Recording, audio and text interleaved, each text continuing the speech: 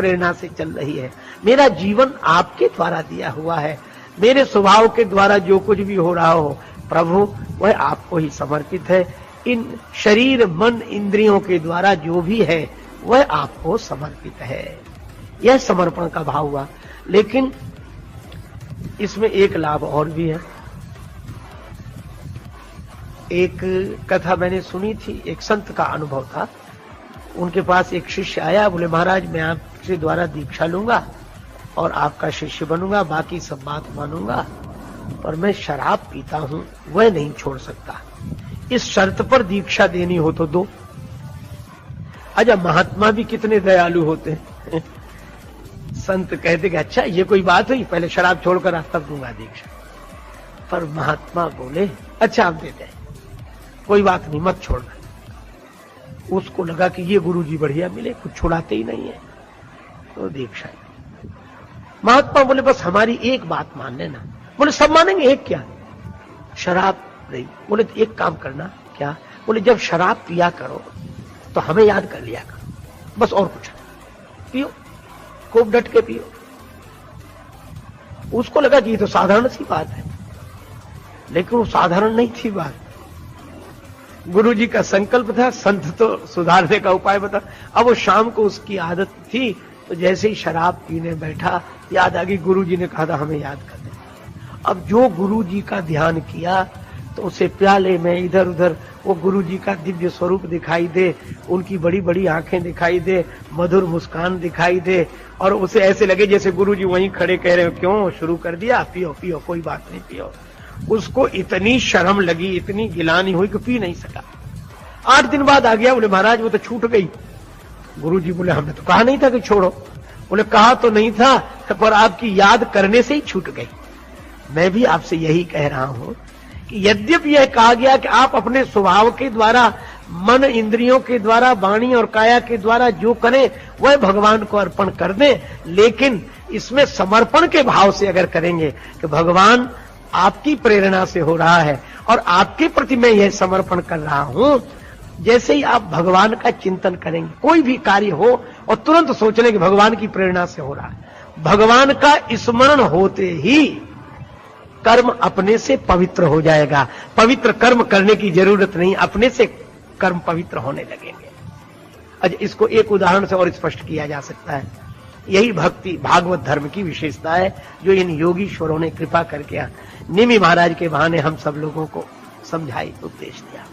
देखो, जैसे किसी आदमी से बेहोशी का अभिनय कराना है ना, और उससे कहें कि देखो तुम ऐसे झूमकर चलना जैसे शराबी चलते, और ऐसे बोलना जैसे शराबी बोलते, और बार बार ऐसे गिरना और ऐसे, तो कई बातें सिखानी पड़ेंगी कि आंख कैसी करना, बोलना कैसे, झूमना कैसे, गिरना कैसे, और कई बातें सिखानी पड़ेंगी। और हम कहते हैं कि इतनी बातें सिखाने की जरूरत ही नहीं, थोड़ी पिला दो। अगर उसे ये बातें सिखाने की जगह थोड़ी सी शराब पिला ही दी जाए तो फिर उसे और कुछ नहीं सिखाना पड़ेगा। शराब भीतर जाते ही कोई होश का काम कर ही नहीं सकेगा, वो वैसे ही झूमने लगेगा, वैसे ही बोलने लगेगा, वैसे ही गिरने लगेगा। क्यों? शराब भीतर गई। तो शराब पीने वाले को अगर पिला दी जाए तो उसे बेहोशी सिखानी नहीं पड़ती। यही यहां कहा गया। जैसे रामचरितमानस में जहां ही स्नेह सुरा सब छाके, भगवान की भक्ति भी मदिरा है। इसीलिए शराब भीतर जाते ही आदमी होश का काम नहीं कर सकता।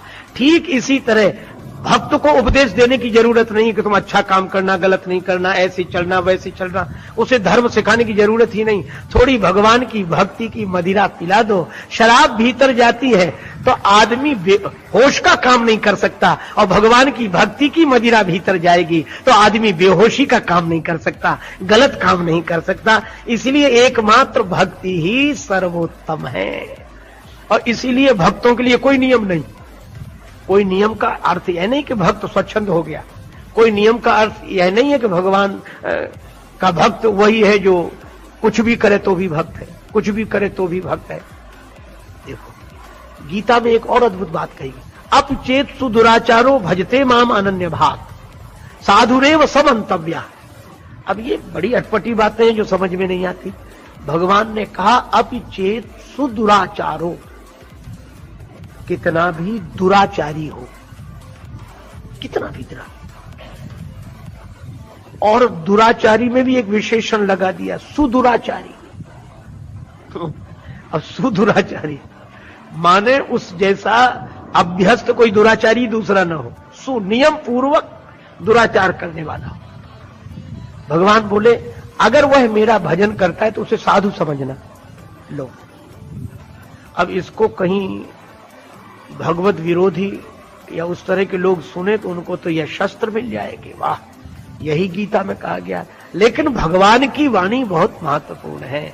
भगवान की वाणी भगवान की कृपा से ही समझ में आती है, और भगवान की कृपा संत के मिलन के रूप में, बिनु हरि कृपा मिल ही नहीं सकता।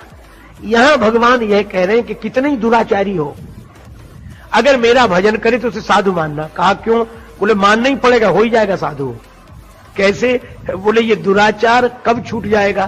बोले उसे सिखाना नहीं पड़ेगा कि दुराचार छोड़ो, वह तो हमारी भक्ति की मदिरा पिएगा, भक्ति के नशे में जाएगा तो अपने आप अच्छा काम करने लगेगा, वह साधु हो ही जाएगा।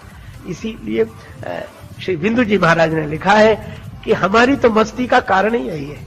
क्या मिला है मुझको किस्मत से ख्याले रिंद मस्ताना, पिया करता हूं हरदम श्याम की उल्फत का पैमाना। श्री कृष्ण के प्रेम का नशा करता हूं मैं। मिला है मुझको किस्मत से ख्याले रिंद मस्ताना, पिया करता हूं हरदम श्याम की उल्फत का पैमाना।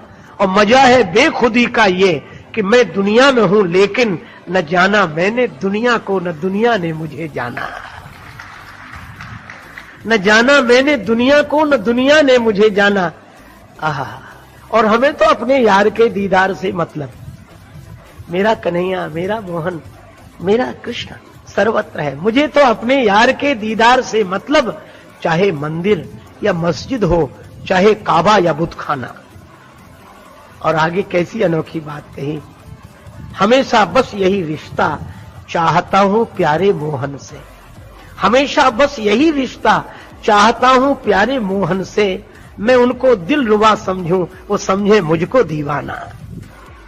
और नहीं है बिंदु आंखों के मोम, दिल मोती के दाने हैं, विरह की आग में पड़कर पिघल जाता है हर दाना।